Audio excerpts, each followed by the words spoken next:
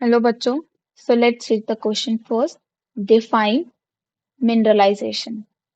तो हमसे क्वेश्चन में डिफाइन पूछी गई है मिनरलाइजेशन की।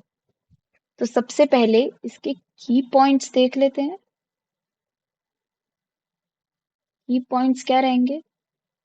मिनरलाइजेशन का जो कंसेप्ट है वो डीकम्पोजिशन के अंदर आता है। डीकम्पोजिशन के अंदर आता है। तो डीकम्पोजिशन क्या है? Decomposition is when organic matter is converted into inorganic substance.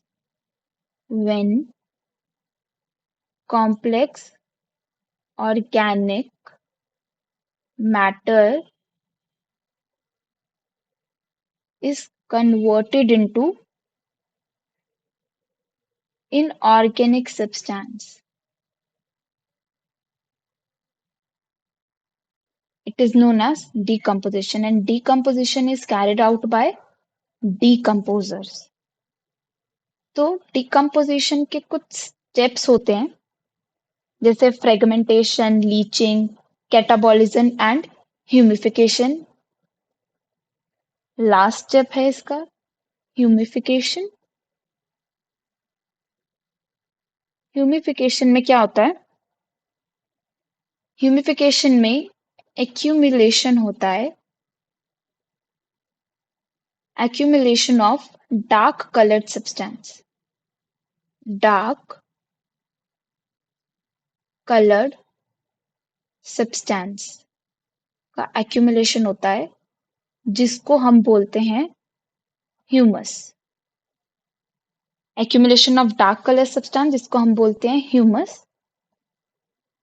Humus जो है वो फर्दर डिग्रेड होता है।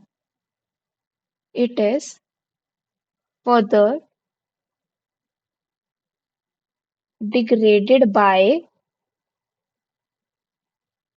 some microbes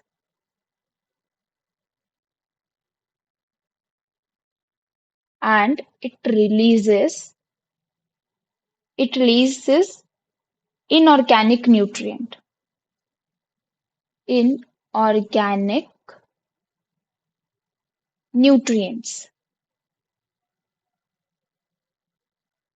तो डिकम्पोजिशन क्या है? डिकम्पोजिशन है जब कॉम्प्लेक्स ऑर्गेनिक मैटर जो है वो इनऑर्गेनिक सब्सटेंस में चेंज होता है with the help of decomposers.